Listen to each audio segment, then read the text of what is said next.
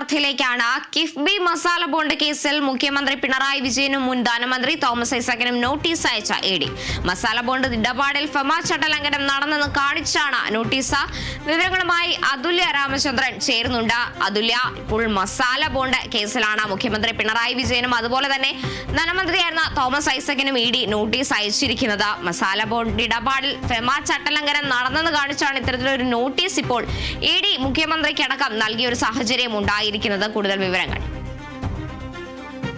3 വർഷത്തിലേറെ നീണ്ട അന്വേഷണത്തിനൊടുവിലാണ് ഇ ഡിയിലെ കൊച്ചി ഓഫീസ്, എൻഫോഴ്സ്മെന്റ് ഡയറക്ടറേറ്റിന്റെ കൊച്ചി ഓഫീസ് സമർപ്പിച്ച റിപ്പോർട്ടിന്റെ അടിസ്ഥാനത്തിൽ ഇപ്പോൾ അഡ്ജുക്കേറ്റിംഗ് അതോറിറ്റി ഇത്തരത്തിലൊരു നടപടി സ്വീകരിച്ചിരിക്കുന്നത്. മുഖ്യമന്ത്രിക്കും അതുപോലെ തന്നെ 2019 കാലയളവിൽ ധനമന്ത്രി ആയിരുന്ന തോമസ് ഐസക്കിനുമാണ് കാരണം കാണിക്കൽ നോട്ടീസ് അയച്ചിരിക്കുന്നത്. കിഫ്ബിയുമായി ബന്ധപ്പെട്ട മസാല ബോണ്ട് ഇടപാടിൽ ഫെമ ചട്ടലംഘനം, അതായത് വിദേശ നാണ്യ വിനിമയ ചട്ടം, ആ നിയമം ലംഘിച്ചിരിക്കുന്നു എന്ന് കാണിച്ചുകൊണ്ടാണ് ഇ ഡി ഈ ഒരു കാരണം കാണിക്കൽ നോട്ടീസ് അയച്ചിട്ടുള്ളത്.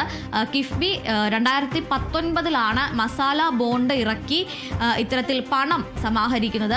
ആ പണം സമാഹരിച്ച പണം ഏത് തരത്തിലാണ് വിനിയോഗിച്ചത് എന്നുള്ളതിലാണ് ഇപ്പോൾ ഇ ഡി ചട്ടലംഘനം കണ്ടെത്തിയിരിക്കുന്നത്.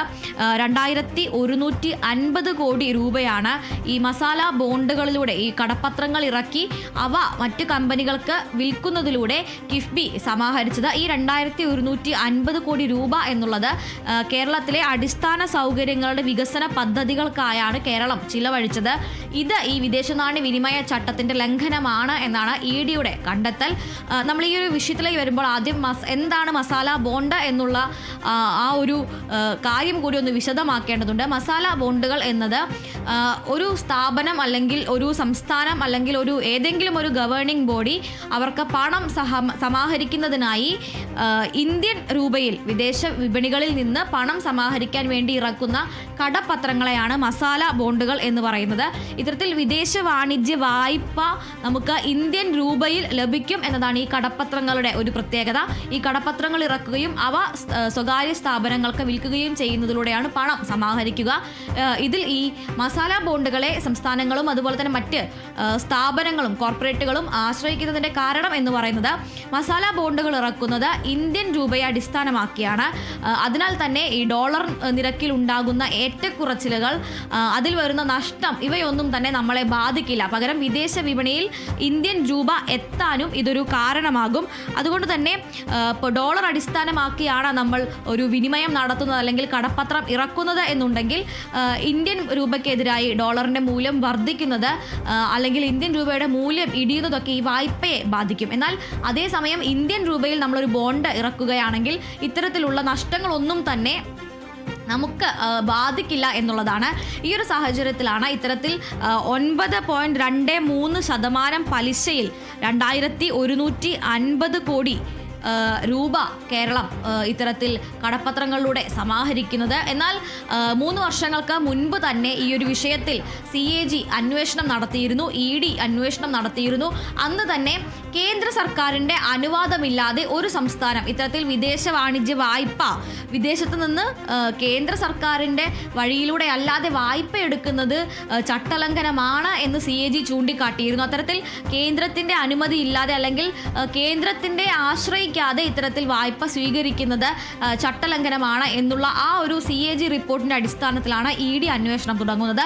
ആ ഇ ഡി അന്വേഷണം 3 വർഷം നീണ്ട അന്വേഷണത്തിനൊടുവിൽ അഡ്ജുക്കേറ്റിംഗ് അതോറിറ്റിക്ക് സമർപ്പിച്ച റിപ്പോർട്ടിലാണ് ഇത്തരത്തിൽ വിദേശ നാണ്യ വിനിമയ ചട്ടം ലംഘിച്ചിരിക്കുന്നു എന്നൊരു കണ്ടെത്തൽ ഉണ്ടായിരിക്കുന്നത്. വിദേശത്ത് നിന്ന് ലഭിച്ച പണം അല്ലെങ്കിൽ വിദേശ വായ്പ ദുരുപയോഗം ചെയ്തു എന്നാണ് കണ്ടെത്തൽ. അതോടൊപ്പം തന്നെ കേരളത്തിലെ അടിസ്ഥാന സൗകര്യങ്ങളുടെ വികസന പദ്ധതികൾക്ക്, അതായത് ബേസിക് ഇൻഫ്രാസ്ട്രക്ചർ ഡെവലപ്മെന്റിന്റെ പദ്ധതികൾക്കായി ഈ പണം ചിലവഴിച്ചു എന്നും അത്തരത്തിൽ വിദേശ നാണ്യ വിനിമയത്തിലൂടെ ലഭിക്കുന്ന പണം ഇത്തരത്തിലുള്ള പദ്ധതികൾക്ക്, ഒരു സംസ്ഥാനത്തിന്റെ പദ്ധതികൾക്ക് ചിലവഴിക്കാൻ ആകില്ല എന്നുമാണ് ഇ ഡി ഈ ഫെമ ചട്ടലംഘനമായി വിലയിരുത്തിക്കൊണ്ട് പറയുന്നത്. ആ ഒരു കേസിലാണ് ഇപ്പോൾ മുഖ്യമന്ത്രിക്കും അതുപോലെ തന്നെ മുൻ ധനമന്ത്രി തോമസ് ഐസക്കിനും നോട്ടീസ് അയച്ചിരിക്കുന്നത്. ഈ നോട്ടീസിന് 30 ദിവസത്തിനകം മറുപടി നൽകണം എന്നുള്ളതാണ് നോട്ടീസിൽ നോട്ടീസിൽ പറയുന്ന വ്യവസ്ഥ അത് നേരിട്ടോ അല്ലാതെയോ, അതായത് പ്രതിനിധികൾ വഴിയോ അഭിഭാഷകൻ വഴിയോ മറ്റ് പ്രതിനിധികൾ വഴിയോ ഔദ്യോഗികമായിട്ടുള്ള രീതികളിലോ അതല്ലെങ്കിൽ നേരിട്ടോ തന്നെ ഈ ഒരു കാരണം കാണിക്കൽ നോട്ടീസിൽ വിശദീകരണം നൽകേണ്ടതുണ്ട്. ആ മറുപടി 30 ദിവസത്തിനകം നൽകുകയും വേണം എന്നുള്ളതാണ് ED ഈ നോട്ടീസിൽ വ്യക്തമാക്കുന്നത്.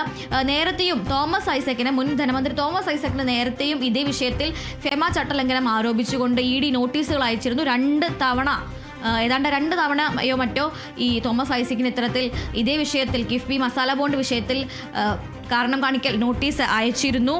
അത്തരത്തിൽ അന്ന് ഈ ഒരു CAG റിപ്പോർട്ടിനെ തള്ളിക്കൊണ്ടാണ്, അതായത് കേന്ദ്ര സർക്കാരിൻ്റെ സഹായം സ്വീകരിക്കാതെ തന്നെ വായ്പ സ്വീകരിക്കാം എന്നുള്ള ആ ഒരു നിലപാടാണ് തോമസ് ഐസക്ക് സ്വീകരിച്ചിരുന്നത്. CAG റിപ്പോർട്ട് തള്ളിക്കൊണ്ടാണ് അദ്ദേഹം അന്ന് നിലപാടെടുത്തത്. ഇപ്പോൾ വീണ്ടും ഒരു നോട്ടീസ് ഇഷ്യൂ ചെയ്തിരിക്കുകയാണ്. എന്തായാലും സർക്കാരിൻ്റെ ഭാഗത്ത് നിന്ന് എങ്ങനെയായിരിക്കും ഇതിനെ പ്രതിരോധിക്കുക എന്നുള്ളതാണ് ഇനി അറിയാനുള്ളത്. എന്തായാലും ഈ കിഫ്ബി വഴി നടത്തിയ അടിസ്ഥാന സൗകര്യ വികസന പദ്ധതികളുടെ പേരിൽ ഈ ഒരു നോട്ടീസ് ഇപ്പോൾ ED വന്നിരിക്കുന്നത് ഒരു രാഷ്ട്രീയ നീക്കമായി തന്നെ കാണാനാണ് സർക്കാരിൻ്റെ ഭാഗത്തു നിന്നുള്ള ശ്രമം ഉണ്ടാവുക എന്നുള്ളത് തന്നെയാണ്.